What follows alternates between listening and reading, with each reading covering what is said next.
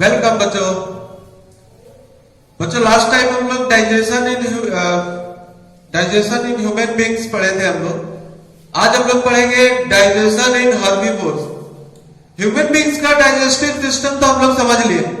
आज हम लोग हर्बीवोर्स के डाइजेशन के बारे में देखेंगे। कभी आपने जरूर देखा होगा बच्चों, काऊ, बफेलोस, कैमल्स या गॉट को अक्सर बैठ करके वो चिविंग करते रहते हैं, जबकि फूड जो है उनके फ्रंट में भी नहीं होता है, फूड उनके सामने नहीं होता है, लेकिन वो चिविंग करते रहते हैं, चबाते रहते हैं बैठ। असल में हर्बीवोर्स जो ये ग्रास ईटिंग, खासतौर पे जो ग्रास ईटिंग एनिमल्स होते हैं, ग्रास ईटिंग एनिमल्स,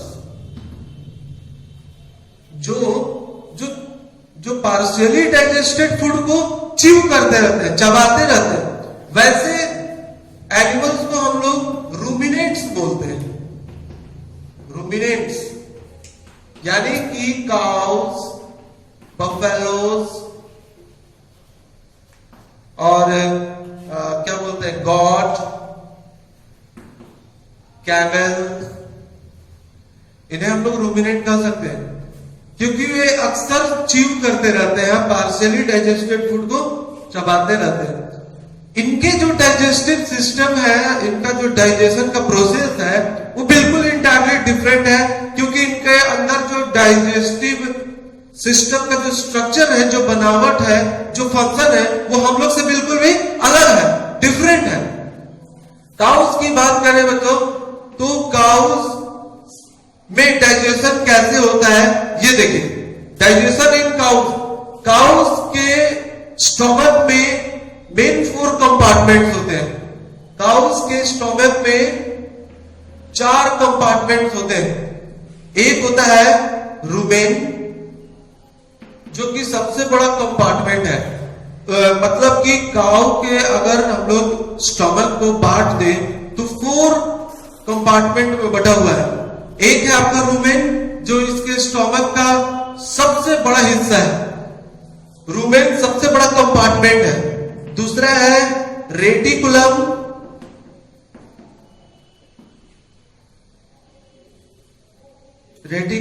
और तीसरा है ओमेशम, और एक है एबोमेशम। These are the 4 compartments of cow's stomach.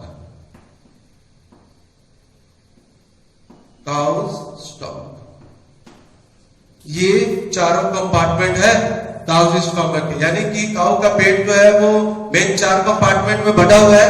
Rumen, reticulum, omasum, एबोमेशम।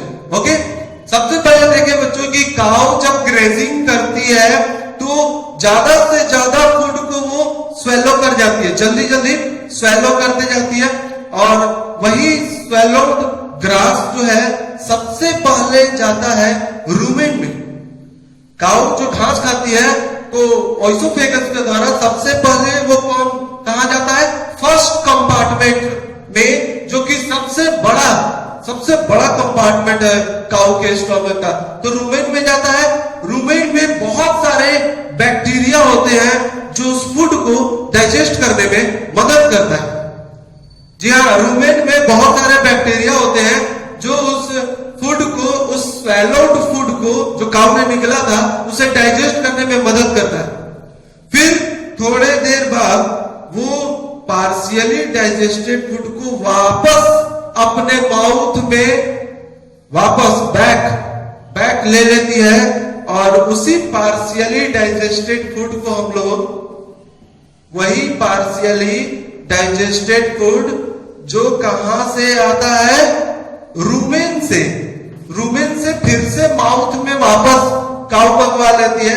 हम लोग उसे कॉर्ड कहते हैं। वही पार्शियली डाइजेस्टेड फूड को क्या कहते हैं हम लोग, कॉर्ड कहते हैं, जो कि रूमेन से आता है।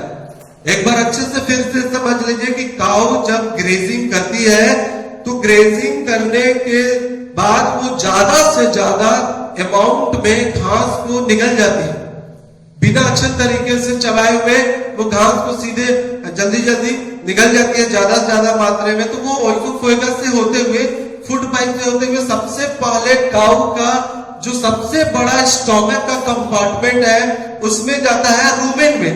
रूमेन में कुछ बैक्टीरिया होते हैं, बहुत सारे होते हैं।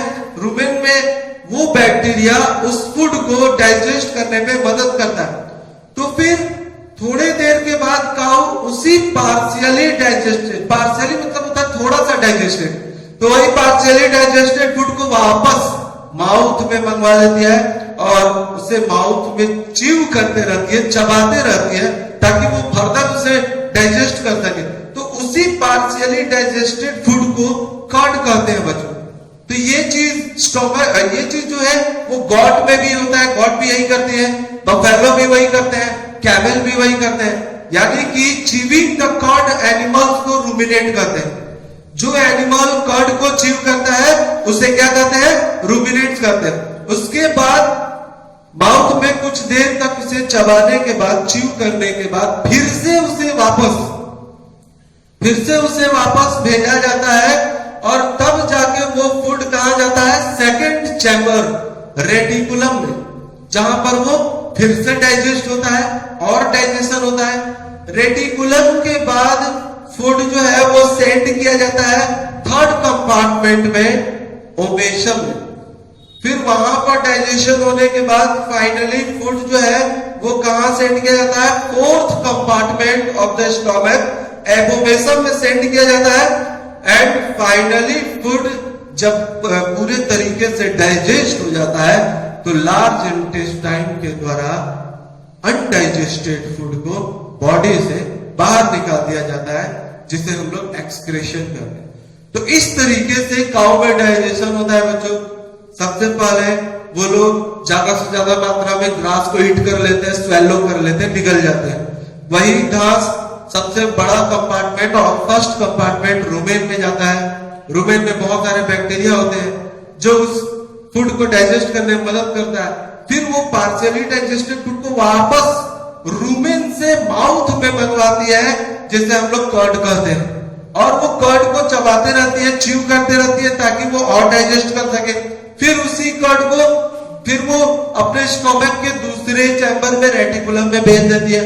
फिर रेटिकुलम से वो फूड तीसरे चैम्बर ओमेशम में जाता है, फिर वो चौथा चैम्बर एबोमेसम में जाता है। फाइनली जब फूड पूरे तरीके से डाइजेस्ट हो जाता है तो एब्जॉर्प्शन के बाद अनडाइजेस्टेड फूड को लार्ज इंटेस्टाइन से बाहर निकाल दिया जाता है।